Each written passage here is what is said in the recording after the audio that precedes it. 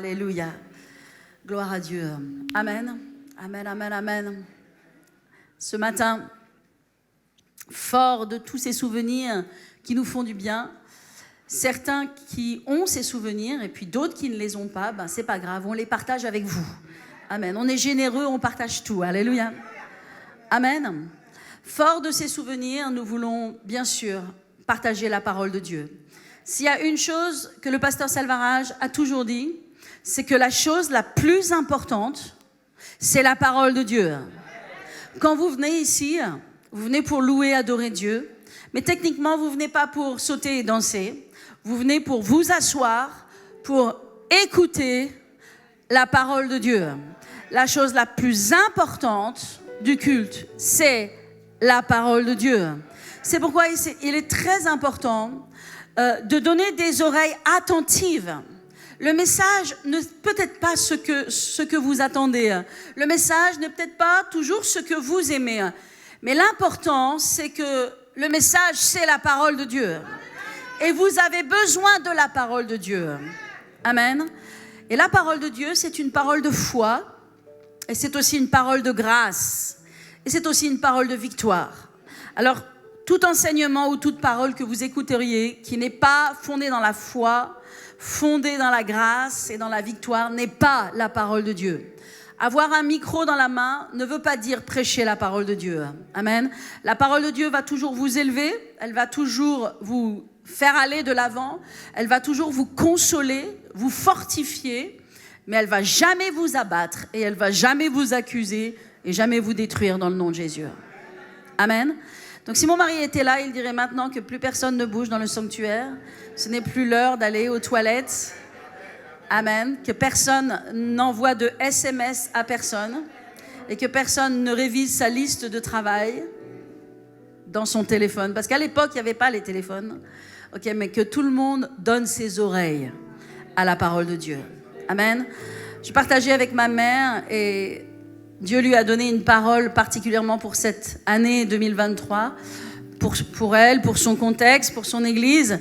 Et cette parole, elle vient, vous savez, du verset qui dit « Seigneur, ouvre mon oreille, comme tu ouvres l'oreille du disciple, afin que j'entende ce que tu as à me dire. » Vous connaissez ce verset ? « Ouvre mon oreille et fais de mon oreille une oreille de disciple. » Amen. Un petit peu avant dans le verset, il est parlé « Seigneur, que j'ai une langue exercée pour encourager et pour fortifier. » Mais ouvre mon oreille. Et je prie aussi, je veux prier pour vous, Église, afin que Dieu, vraiment, le Saint-Esprit, ouvre votre oreille. Et tout au long de la Bible, nous voyons que Jésus a dit, et particulièrement dans l'Apocalypse, dans la fin des temps, il dit que celui qui a des oreilles entende. Ça veut dire que tu peux avoir des oreilles, ou peut-être tu peux ne pas avoir d'oreilles, je ne sais pas. Mais en tout cas, que celui qui a des oreilles entende. Mais entende quoi ? Pas le bruit du monde, pas les news, pas les pensées incrédules ou rétrogrades qui t'attaquent, mais entendre ce que l'Esprit de Dieu a à dire à l'Église. J'aimerais que vous compreniez que dans ce monde, dans cette génération, nous devons attaquer l'esprit de surdité. Nous devons vraiment réprimander et chasser de nos vies l'esprit de surdité. Vous savez, Jésus est allé dans le monde et il a guéri les malades, il a ouvert les yeux des aveugles. Et qu'est-ce qu'il a fait aussi ? Il a ouvert les oreilles des sourds.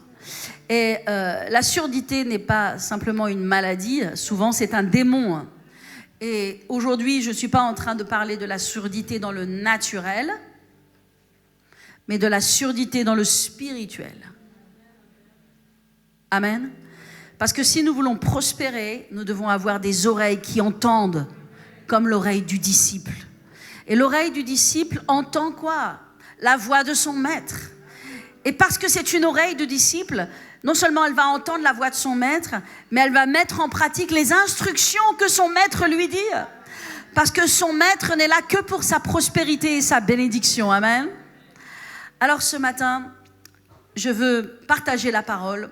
Cette parole que Dieu a mis dans mon cœur et qui s'appelle « Comment réussir 2023 ».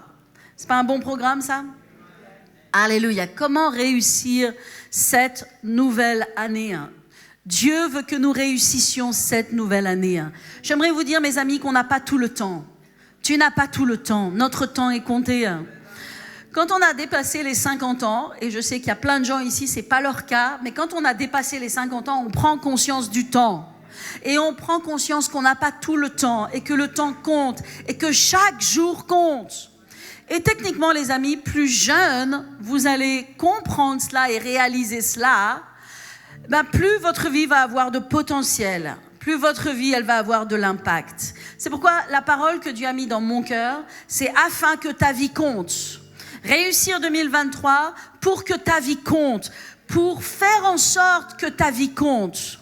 Voyez-vous, la vie de mon mari, du pasteur Salvarage, n'a pas été longue. Mais dans sa vie, il a vécu plusieurs vies. Et la vie ne se résume pas dans le nombre de jours d'un homme, mais dans l'impact qu'a pu avoir sa vie. Alléluia. Et c'est clair que l'on peut dire que la vie du pasteur Salvarage a été une vie qui a compté. Alléluia. Et ta vie aussi, elle doit compter. Et Dieu veut que ta vie compte. Et ne pense pas, ah oui, mais moi, je ne suis pas pasteur ou je ne suis pas à la tête d'une église. Qu'est-ce que je suis au juste? Mais ne pense jamais comme cela. Tu es tellement important pour Dieu. Tu peux tellement faire de grandes choses avec Dieu. Et justement, c'est ce dont je vais vous parler ce matin. Parce que parfois, on pense qu'on a besoin d'avoir des grandes choses, ou on a besoin d'être sur un piédestal, ou on a besoin d'être quelqu'un de grand ou de je ne sais quoi. Non, en fait, on a besoin d'autre chose. Alléluia. Alors, c'est ce dont on va parler ce matin. Est-ce que vous êtes prêts? On se rappelle de la parole que nous avons reçue pour cette année, dans le psaume 45, 8, dans lequel il est écrit « C'est pourquoi, ô Dieu, ton Dieu, t'a oint une huile de joie au-dessus de tes collègues. » Alléluia. Et nous savons que dans cette année, Dieu veut nous donner quoi? La supériorité. Amen. Et il va nous donner la supériorité.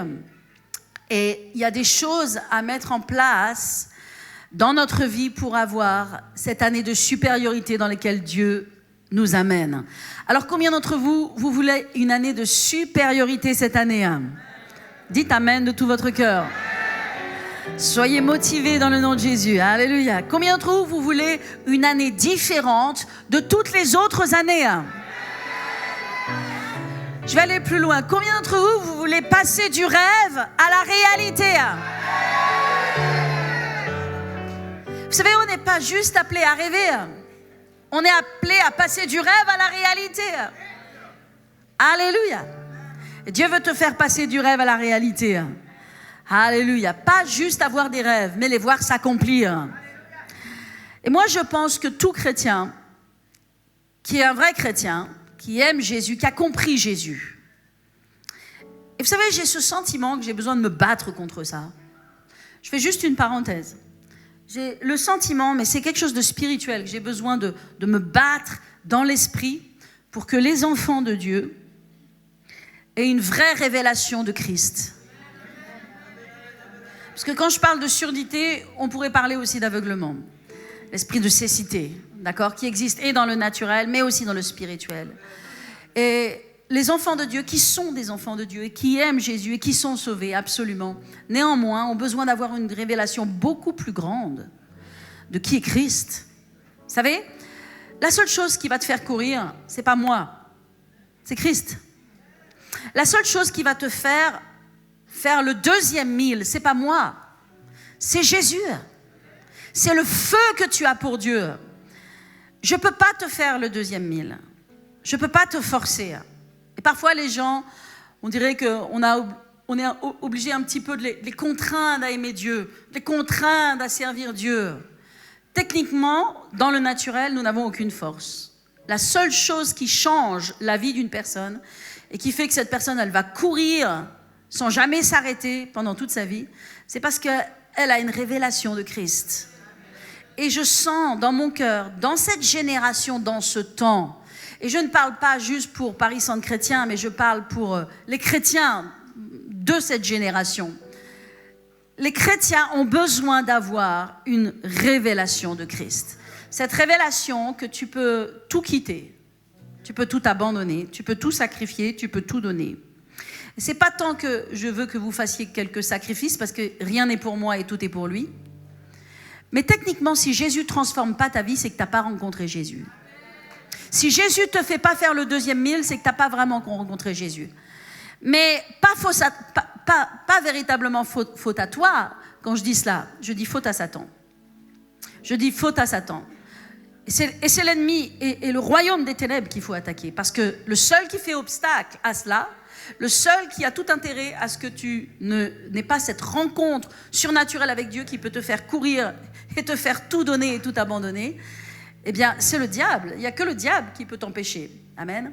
Le peuple de Dieu a besoin d'avoir la révélation de Christ.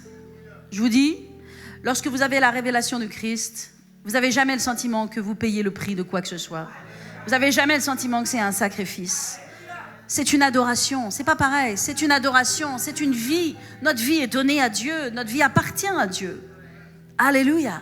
Et je prie dans cette année que vous réalisiez cela. Alléluia. Et que vraiment, je parle souvent du voile, et je vais continuer à prier à propos du voile, parce que je prie beaucoup contre le voile, mais je le déclare dans le nom de Jésus, que le voile et tout voile est ôté de la vie des gens au nom de Jésus.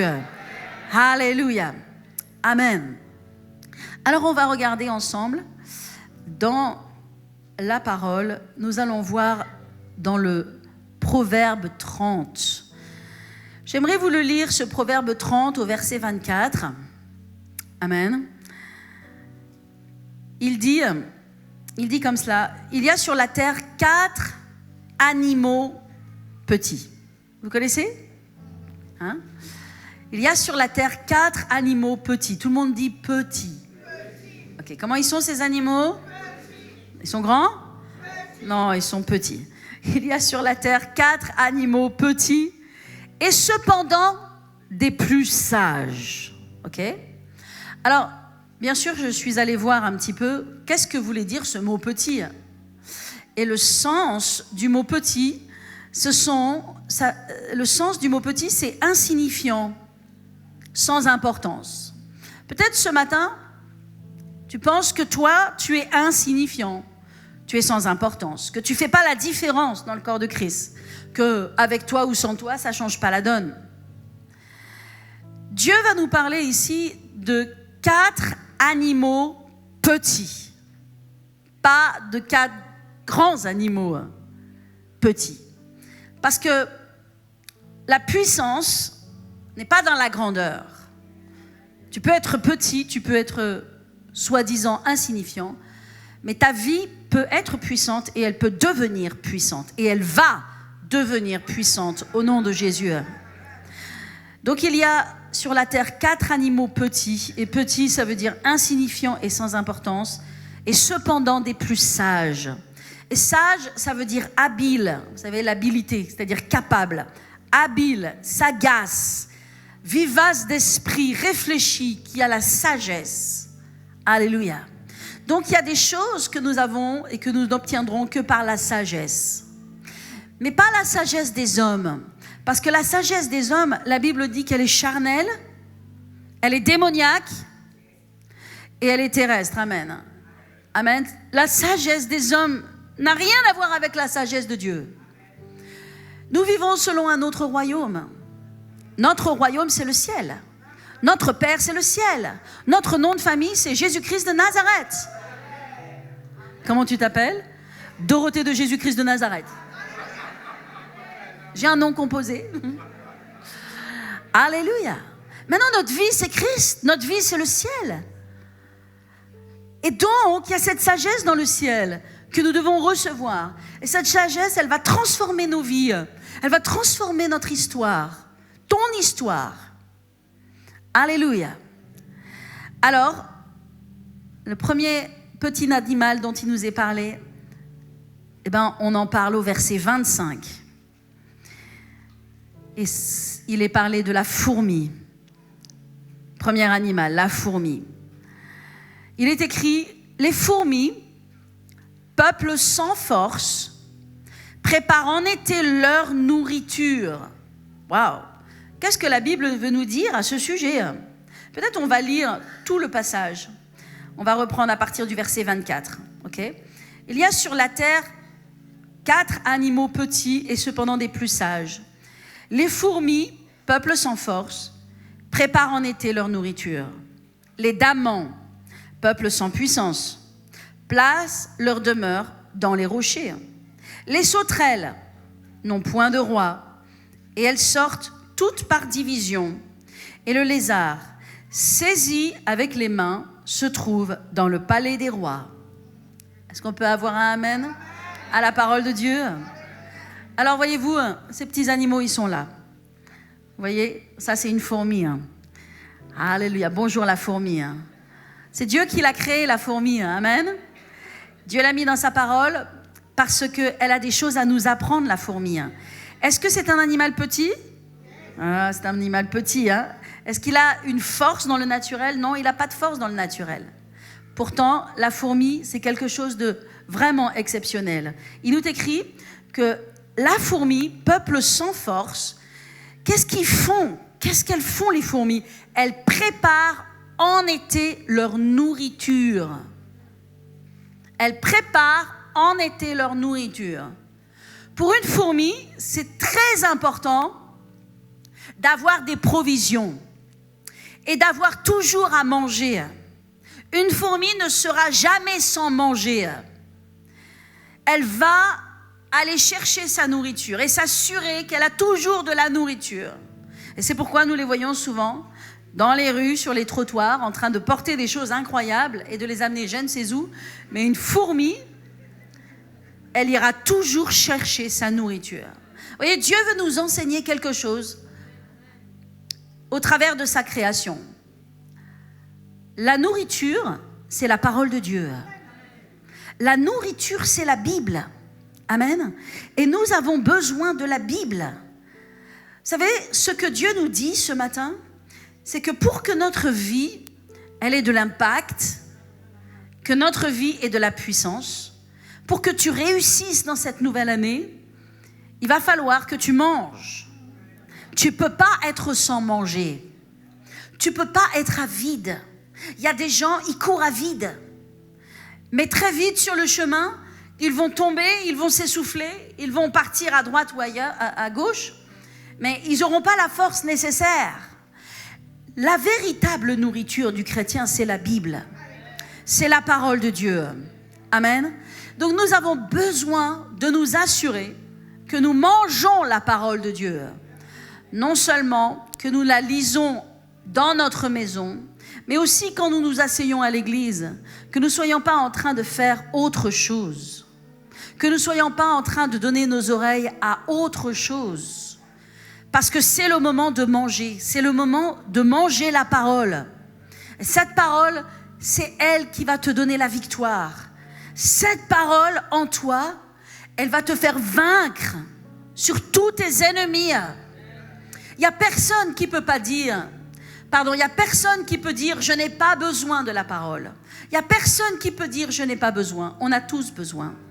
Nous sommes continuellement attaqués, agressés par des circonstances, des tentations, des nouvelles et parfois des mauvaises nouvelles. Et le bouclier de tout cela, qui s'appelle le bouclier de la foi, c'est la parole de Dieu. Et bien, vous voyez, les fourmis, elles ne sont pas très fortes, mais elles sont déterminées. Elles sont déterminées à s'assurer qu'elles ont toujours de la nourriture. Vous parlez à certains chrétiens, à certains enfants de Dieu, et vous savez qu'il n'y a plus de pétrole en eux. Vous savez qu'il n'y a plus d'essence, quoi. Il n'y a plus d'énergie, il n'y a plus de vie. Pourquoi? S'il n'y a plus la parole, en fait, la parole, c'est vraiment ta force. Dieu ne nous a pas donné ce livre juste comme ça, pour faire plaisir. La Bible dit que Jésus est la parole faite chair. Ça veut dire que cette parole est devenue chair et os pour venir nous servir. Cette parole, elle est éternelle, elle est la vérité. Dedans, il n'y a pas de mensonge. Dedans, il n'y a pas de tromperie. Toute la vérité, elle est pour ta vie. À chaque fois que tu te blesses, c'est pas Dieu qui te blesse, parce que Dieu ne blesse personne. Mais à chaque fois que tu te blesses, c'est que quelque part, tu passes à côté de la parole. Et Dieu ne t'accuse pas pour autant. Mais dans sa parole, il y a toute la vérité dont tu as besoin. Alors, les fourmis, elles sont vraiment pas puissantes en elles-mêmes, mais par contre, qu'est-ce qu'elles sont déterminées. Je pense qu'en tant qu'enfant, on a tous vu des rangs, je sais pas, des lignes de fourmis passer devant nous. Puis en tant qu'enfant, vous savez, on est parfois un peu bête avec la nature. On aime bien les écraser, mettre le pied dedans, et se dire qu'est-ce qu'elles font là, ces fourmis. Ben, moi, j'ai vécu à la campagne, donc c'était le genre de truc qu'on faisait. Mais vous voyez, les fourmis, si vous leur mettez un obstacle sur leur chemin, vous mettez votre pied au milieu, vous mettez une pierre au milieu, elles vont pas partir à droite ou à gauche. En fait, elles vont contourner l'obstacle et elles vont continuer dans la même direction. Vous savez pourquoi? Parce qu'elles sont déterminées. Elles ont un objectif, elles ont quelque chose à atteindre et elles vont aller jusqu'au bout. Elles sont puissantes, les fourmis. Et nous devons avoir l'esprit de la fourmi qui s'assure d'avoir toujours de la nourriture, spirituellement être nourri, jamais à vide. Amen. Parce que si tu n'es pas rempli de la parole de Dieu, tu es un candidat pour l'échec. Mais si tu es rempli de la parole de Dieu, tu es un candidat pour la réussite. Tu auras l'Esprit de Dieu sur toi. Tu n'auras pas des raisonnements humains, mais tu auras une sagesse divine qui va t'ouvrir les portes. Il faut donner à la parole de Dieu ses lettres de noblesse. La parole de Dieu, c'est la parole de Dieu. C'est pas la parole d'un homme, c'est la parole de Dieu. Créateur du ciel et de la terre. Cette parole, il faut la respecter, il faut l'aimer. Votre Bible, il faut l'ouvrir. Certains diront que aimer sa Bible, c'est faire qu'elle soit propre, c'est la choyer, la porter de sorte qu'elle soit pas trop froissée. Non, aimer ta Bible, c'est la lire. C'est pas la garder bien au propre sur un rayonnage. Aimer ta Bible, c'est l'ouvrir. Aimer la parole de Dieu, la respecter, c'est la lire. Lis la Bible. Aucun chrétien n'a de puissance s'il ne lit pas sa Bible. Tous les chrétiens puissants lisent leur Bible. Lis ta Bible. Alléluia. Oh, ça semble si enfantin, je sais. Pourtant, c'est la parole de Dieu qui nous le rappelle. Alléluia. Soyons comme des fourmis. Amen. Gloire à Jésus. Alléluia. Il y a une chose à propos de la fourmi. Et on sait que Jean de La Fontaine en a parlé de la fourmi. Il a même parlé de la cigale et de la fourmi. Comment d'entre vous avez appris cette poésie à l'école? Okay. Moi aussi, je l'ai apprise, mais je m'en souviens plus par cœur maintenant. Je vais vous la rappeler. Il dit comme ça. La cigale, ayant chanté tout l'été, fut fort dépourvue quand la bise fut venue. Pas un seul petit morceau de mouche ou de vermisseau. Elle alla crier famine chez la fourmi sa voisine, lui priant de lui prêter quelques grains pour subsister. Jusqu'à la nouvelle saison, je vous paierai, dit-elle. Avant loup, foi d'animal, intérêt principal. La fourmi n'est pas prêteuse, c'est là son moindre défaut. Que faisiez-vous au temps chaud, dit-elle à cette emprunteuse. Nuit et jour, à tout venant, je chantais, ne vous déplaise. Vous chantiez, j'en suis fort aise. Eh bien, dansez maintenant.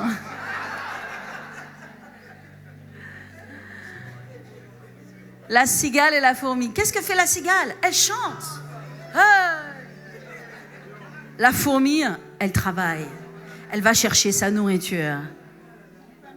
Elle prépare en été la nourriture pour l'hiver. Elle s'assure que dans les temps durs, il va y avoir la parole. Vous savez, j'ai vu des familles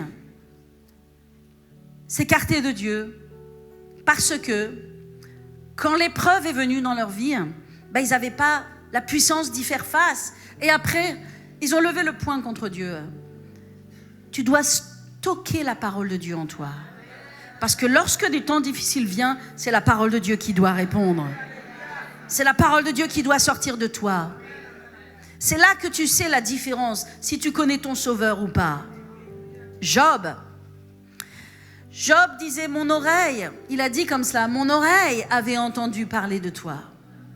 Et c'est vrai que Job, il avait une certaine connaissance de Dieu, bon, ok, il avait une vision religieuse de Dieu, il avait une vision,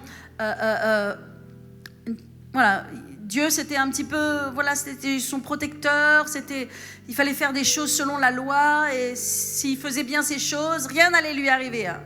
Puis quelque chose lui est arrivé, hein. Donc il a été très attaqué, Job. Et puis, qu'est-ce qui s'est passé? Il est passé par cette épreuve.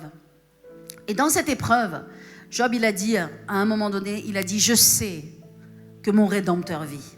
Et à un moment donné, ses yeux se sont ouverts. Et il a vu le Rédempteur. Il a compris qui était le Rédempteur.